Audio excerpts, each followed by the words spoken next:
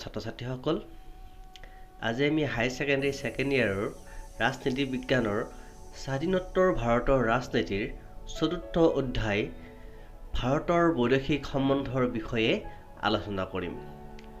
লগতে আগৰ ভিডিঅ'সমূহ পাবৰ কাৰণে ডেছক্ৰিপশ্যনত দিয়া লিংকসমূহত আপোনালোকে চাব পাৰে। আহক আমি ভিডিঅ'টো আগবঢ়াই লৈ যাওঁ। প্ৰথমতে আমি চাওঁ বৈদেশিক নীতি বুলিলে কি বুজা। নিজৰ লক্ষ্য বা স্বাৰ্থ পূৰণ কৰিবলৈ এখন দেশে যিবিলাক নীতিৰ ভিত্তিত অন্যান্য দেশৰ সৈতে সম্পৰ্ক স্থাপন কৰে তেনে নীতিবিলাকক কি বুলি কয়? বৈদেশিক নীতি বুলি কয়। আনহাতে তোমালোকে এনেকৈ লিখিব পাৰা, চিম্পুলকৈ যিবিলাক নীতিৰ ওপৰত ভিত্তি কৰি এখন দেশে অইন ৰাষ্ট্ৰৰ সৈতে সম্পৰ্ক স্থাপন কৰে তেনে নীতিবিলাকক বৈদেশিক নীতি বুলি কোৱা হয় বা বোলে, বৈদেশিক নীতি বোলে। আন এটা প্ৰশ্নলৈ আগবাঢ়োঁ। ভাৰতৰ বৈদেশিক নীতিৰ 4টা গুৰুত্বপূৰ্ণ মূলনীতি উল্লেখ কৰা। তোমালোকৰ পৰীক্ষা 2টাও আহিব পাৰে মূলনীতি বা 4টাও আহিব পাৰে। ইয়াৰ উত্তৰটো হ'ল ভাৰতৰ বৈদেশিক নীতিৰ গুৰুত্বপূৰ্ণ মূলনীতিসমূহ হ'ল প্ৰথমটো গোষ্ঠী নিৰপেক্ষতা। ভাৰতে শীতল যুদ্ধৰ সময়ত কোনো শক্তি গোষ্ঠীতে কি কৰা নাছিল? অংশগ্ৰহণ কৰা নাছিল। তাৰ পৰিৱৰ্তে তেওঁলোকে গোষ্ঠী নিৰপেক্ষ হৈ থাকিবলৈ সিদ্ধান্ত গ্ৰহণ কৰে আৰু এইটো আমাৰ ভাৰতৰ বৈদেশিক নীতিৰ এটা অতি গুৰুত্বপূৰ্ণ বৈশিষ্ট্য বা নীতি। দ্বিতীয় নীতিটো হ'ল উপনিৱেশবাদ আৰু সাম্ৰাজ্যবাদৰ বিৰোধিতা। ভাৰতে সদায় উপনিৱেশবাদ আৰু সাম্ৰাজ্যবাদৰ কি কৰি আছে? বিৰোধিতা কৰি আছে। নতুনকৈ যিবিলাক ৰাষ্ট্ৰ স্বাধীন হৈছে সেই ৰাষ্ট্ৰবিলাকক উপনিৱেশবাদৰ যাতে পুনৰবাৰ সেই কবলত নপৰে তাৰ বাবে কি কৰি আছে? মাত মাতি আহিছে। তৃতীয় মূলনীতিটো হ'ল বিশ্ব শান্তি স্থাপনত ৰাষ্ট্ৰসংঘক সমৰ্থন। ভাৰতে বিশ্ব শান্তি স্থাপনৰ ক্ষেত্ৰত ৰাষ্ট্ৰসংঘক গুৰুত্বৰ ওপৰত সদায় অগ্ৰাধিকাৰ দি আহিছে।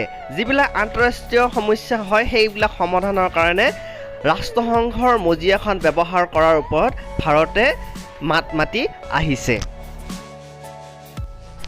ভাৰতৰ বৈদেশিক নীতিৰ আন এটা গুৰুত্বপূৰ্ণ নীতি হ'ল শান্তিপূৰ্ণ উপায়েৰে আন্তঃৰাষ্ট্ৰীয় সমস্যাসমূহ সমাধান কৰা। ভাৰতে আন্তঃৰাষ্ট্ৰীয় সমস্যা সমাধানৰ ক্ষেত্ৰত সামৰিক শক্তিতকৈ অৰ্থাৎ যুদ্ধ কৰাতকৈ আলোচনাৰ মাধ্যমেৰে শান্তিপূৰ্ণভাৱে সমস্যাসমূহ সমাধান কৰাৰ ওপৰত জোৰ দিয়ে। পঞ্চমটো নীতি হ'ল বৈষম্যহীন নিৰস্ত্ৰীকৰণ নীতিক সমৰ্থন। মন কৰিবা, বৈষম্যহীন নিৰস্ত্ৰীকৰণ এইটো এটা হ'ল ভাৰতৰ বৈদেশিক নীতিৰ এটা মূল নীতি বা বৈশিষ্ট্য। ভাৰতে কি কৰে? নিৰস্ত্ৰীকৰণ সমৰ্থন কৰে, কিন্তু সেই নিৰস্ত্ৰীকৰণ কি হ'ব লাগিব? বৈষম্যহীন হ'ব লাগিব। আৰু এনেধৰণৰ বৈষম্যহীন নিৰস্ত্ৰীকৰণ নীতিক ভাৰতে সমৰ্থন কৰে। আন এটা গুৰুত্বপূৰ্ণ প্ৰশ্ন, ভাৰতৰ বৈদেশিক নীতিৰ স্থপতি কোন আছিল? জৱাহৰলাল নেহৰুৰ বৈদেশিক নীতিৰ মূল উদ্দেশ্যসমূহ কি কি আছিল? ব্যাখ্যা কৰা। ভাৰতৰ বৈদেশিক নীতিৰ স্থপতি হ'ল পণ্ডিত জৱাহৰলাল নেহৰু। দ্বিতীয় প্ৰশ্নটোৰ উত্তৰলৈ আহোঁ। জৱাহৰলাল নেহৰুৰ বৈদেশিক নীতিৰ মূল উদ্দেশ্যসমূহ হ'ল প্ৰথমটো কষ্টোপাৰ্জিত সাৰ্বভৌমত্ব ৰক্ষা কৰা। তোমালোকে নিশ্চয় জানা ভাৰতে স্বাধীনতা বহু ঘাত প্ৰতিঘাতেৰে লাভ কৰিছে। বহু মানুহৰ ত্যাগ বা বলিদানৰ ফলতহে কি কৰিছে? ভাৰত এখন সাৰ্বভৌম ৰাষ্ট্ৰ হিচাপে, স্বাধীন ৰাষ্ট্ৰ হিচাপে জন্ম লাভ কৰিছে। এনেদৰে কষ্টৰে পোৱা সাৰ্বভৌমত্ব বা স্বাধীনতা যাতে পুনৰবাৰ হানি নহয় তাৰ বাবে সেইটো ৰক্ষা কৰাটো কি হয়? নেহৰুৰ বৈদেশিক নীতিৰ এটা উদ্দেশ্য আছিল। নেহৰুৰ বৈদেশিক নীতিৰ দ্বিতীয় উদ্দেশ্যটো হ'ল দেশৰ অখণ্ডতা ৰক্ষা কৰা।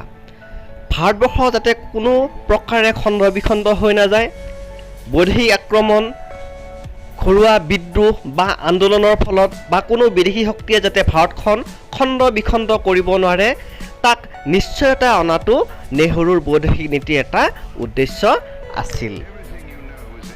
তৃতীয়টো উদ্দেশ্য হ'ল দ্ৰুত আৰ্থিক উন্নয়ন। নেহৰুৰ অৰ্থাৎ জৱাহৰলাল নেহৰুৰ বৈদেশিক নীতিৰ এটা অন্যতম উদ্দেশ্য কি বুলি ক'লোঁ? সেইটো হ'ল দেশৰ দ্ৰুত আৰ্থিক উন্নয়ন। যিহেতু ভাৰতবৰ্ষখন নতুনকৈ স্বাধীনতা লাভ কৰিছে, ভাৰতবৰ্ষখন বহু সমস্যাৰে সন্মুখীন হৈ আছে, যেনে নিবনুৱা সমস্যা, দৰিদ্ৰতাৰ সমস্যা আদি ভিন্ন সমস্যাৰে কি হৈ আছে ভাৰতবৰ্ষখন সন্মুখীন হৈ আহিছে। গতিকে নতুনকৈ স্বাধীনতা লাভ কৰা এই দেশখনৰ দ্ৰুত আৰ্থিক উন্নয়ন কৰাটো নেহৰুৰ বৈদেশিক নীতিৰ এটা উদ্দেশ্য আছিল। ভাৰতৰ পাৰমাণৱিক নীতিৰ পথ প্ৰদৰ্শক হিচাপে কোন ব্যক্তিক আখ্যা দিব পাৰি? ভাৰতৰ পাৰমাণৱিক নীতিৰ আলোচনা কৰা। ভাৰতৰ পাৰমাণৱিক নীতিৰ পথ প্ৰদৰ্শক হিচাপে হোমী জাহাংগীৰ ভাভাক আখ্যা দিয়া হয়। ভাৰতৰ বৈদেশিক নীতিৰ অন্যতম বৈশিষ্ট্য হ'ল ৰাষ্ট্ৰখনৰ পাৰমাণৱিক নীতি। ভাৰতত পাৰমাণৱিক শক্তি বা আণৱিক শক্তি হোমী জাহাংগীৰ ভাভাৰ নেতৃত্বত কি হৈছিলে পাতনি মেলা হৈছিলে, অৰ্থাৎ আৰম্ভণি হৈছিলে। 1974 চনত ভাৰতে প্ৰথমটো পাৰমাণৱিক শক্তি পৰীক্ষা কৰিছিল। দ্বিতীয়টো পৰীক্ষা কৰিছিল 1998 চনত, আৰু কোন ঠাইত? ৰাজস্থানৰ পোখৰাণত। আমি যদি ভাৰতৰ পাৰমাণৱিক নীতিসমূহ চাওঁ, আমি তলত দিয়া বৈশিষ্ট্যসমূহ আমি পাওঁ। ইয়াৰ প্ৰথমটো হ'ল ভাৰতে বিশ্বাসযোগ্য ন্যূনতম প্ৰতিৰোধৰ ওপৰত আধাৰিত এটা পাৰমাণৱিক মতবাদ আৰম্ভ কৰিছে। দ্বিতীয়তে ভাৰতে সদায় আণৱিক শক্তি অৰ্থাৎ পাৰমাণৱিক শক্তি শান্তিপূৰ্ণ উদ্দেশ্যতহে ব্যৱহাৰ কৰাত সমৰ্থন কৰে। তৃতীয়তে ভাৰতে বৈষম্যহীন আণৱিক নিৰস্ত্ৰীকৰণ সমৰ্থন কৰে। চতুৰ্থতে এটা 3-5টো অলপ ওলোটাকৈ দিয়া গৈছে, তোমালোকে ঠিক কৰি ল'বা। ভাৰতে পাৰমাণৱিক শক্তি অন্য দেশৰ বিৰুদ্ধে প্ৰথমে ব্যৱহাৰ নকৰে বুলি মত দিছে, অৰ্থাৎ নো ফাৰ্ষ্ট ইউজ। কোনো কাৰণতে ভাৰতে প্ৰথমে পাৰমাণৱিক শক্তি ব্যৱহাৰ নকৰে। নেক্সট, ভাৰতে পাৰমাণৱিক নিৰস্ত্ৰীকৰণ চুক্তি, যিখন NPT বুলি কোৱা হয়, সেইখনক বৈষম্যমূলক বুলি গণ্য কৰি তাত স্বাক্ষৰ কৰাৰ পৰা দূৰত আছে। এইখিনি হ'ল ভাৰতৰ পাৰমাণৱিক নীতিৰ চমু টোকা।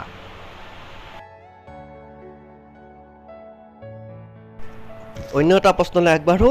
1972 চনত পাকিস্তানৰ ৰাষ্ট্ৰপতি জুলফিকাৰ আলী ভুট্টো আৰু ভাৰতৰ প্ৰধানমন্ত্ৰী ইন্দিৰা গান্ধীৰ মাজত হোৱা চুক্তিখনৰ নাম কি?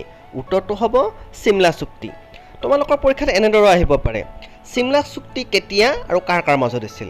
উত্তৰটো হ'ব 1972 চনত পাকিস্তানৰ ৰাষ্ট্ৰপতি জুলফিকাৰ আলী ভুট্টো আৰু ভাৰতৰ প্ৰধানমন্ত্ৰী ইন্দিৰা গান্ধীৰ মাজত। অন্য এটা অতি গুৰুত্বপূৰ্ণ প্ৰশ্নলৈ আগবাঢ়ো। ভাৰতে কিয় গোষ্ঠী নিৰপেক্ষ নীতি গ্ৰহণ কৰিছিল? আলোচনা কৰা। ইয়াৰ প্ৰথম কাৰণটো হ'ল ভাৰতে শীতল যুদ্ধৰ সময়ছোৱাত দুই বৃহৎ শক্তি গোষ্ঠীৰ কোনো এটাতে অংশগ্ৰহণ কৰিব বিচৰা নাছিল। সেয়েহে দুই বৃহৎ শক্তি গোষ্ঠীৰ পৰা নিৰাপদ দূৰত্ব বজাই ৰাখিবলৈ এই নীতি গ্ৰহণ কৰিছিল। দ্বিতীয় কাৰণটো হ'ল ভাৰতবৰ্ষ যিহেতু নতুনকৈ স্বাধীন হোৱা ৰাষ্ট্ৰ আছিল, গতিকে কোনো শক্তি গোষ্ঠীৰ লগত লগ হ'লে পুনৰ স্বাধীনতা নোহোৱা হ'ব বুলি বা হানি হ'ব বুলি কি কৰিছিল ভাবি পেলাইও গোষ্ঠী নিৰপেক্ষ নীতি গ্ৰহণ কৰিছিল। তৃতীয় কাৰণটো হ'ল দুয়োটা শক্তি গোষ্ঠীৰ পৰা নিৰাপদ দূৰত্বত থাকি দুয়োটা শক্তি গোটৰ পৰা ভাৰতবৰ্ষই সুবিধাসমূহ যাতে আদায় কৰিব পাৰে, অৰ্থাৎ দুয়োটা শক্তি গোটৰ পৰা সুবিধাসমূহ লাভ কৰিব পাৰে, তাৰ বাবে কি কৰিছিল গোষ্ঠী নিৰপেক্ষ নীতি গ্ৰহণ কৰিছিল। 4 নম্বৰ কাৰণটো হ'ল ভাৰতে যাতে স্বাধীনভাৱে বৈদেশিক নীতি গ্ৰহণ কৰিব পাৰে, তাৰ বাবে কি কৰিছিল গোষ্ঠী নিৰপেক্ষ নীতি গ্ৰহণ কৰিছিল। কিয়নো যদি কোনো শক্তি গোষ্ঠীত অংশগ্ৰহণ কৰে তেতিয়াহ'লে ভাৰতে স্বাধীনভাৱে বৈদেশিক নীতি ল'ব নোৱাৰে বা সমস্যাৰ সৃষ্টি হ'ব পাৰে বুলিও ভাবি পেলাইও কি কৰিছিল গোষ্ঠী নিৰপেক্ষ নীতি গ্ৰহণ কৰিছিল। আৰু পঞ্চমটো হ'ল বিশ্বৰ সকলো ৰাষ্ট্ৰৰ লগত সুসম্পৰ্ক স্থাপন কৰিবৰ কাৰণেও এই গোষ্ঠী নিৰপেক্ষ নীতি গ্ৰহণ কৰিছিল। যদি কোনো এটা ব্লক বা কোনো এটা শক্তি গোষ্ঠীত যোগদান কৰিলে হয় তেতিয়াহ'লে কি হ'ল হয় ভাৰতে অন্য কিছুমান ৰাষ্ট্ৰৰ লগত কি হ'ল হয় সম্পৰ্ক বেয়া হ'ল হয়। সেয়েহে সকলো ৰাষ্ট্ৰৰ লগতে যাতে সুসম্পৰ্কৰ বাটটো খোলা থাকে তাৰ বাবে কি কৰিছিল ভাৰতে গোষ্ঠী নিৰপেক্ষ নীতি গ্ৰহণ কৰিছিল। আন এটা প্ৰশ্নলৈ আগবাঢ়ো। পঞ্চশীল কি বা পঞ্চশীল বুলিলে কি বুজা? উত্তৰটো হ'ব তোমালোকে জানা পঞ্চশীল মানে 5টা নীতিৰ কথা কৈছে। ই হ'ল ভাৰতৰ বৈদেশিক নীতি এটা অন্যতম গুৰুত্বপূৰ্ণ বৈশিষ্ট্য।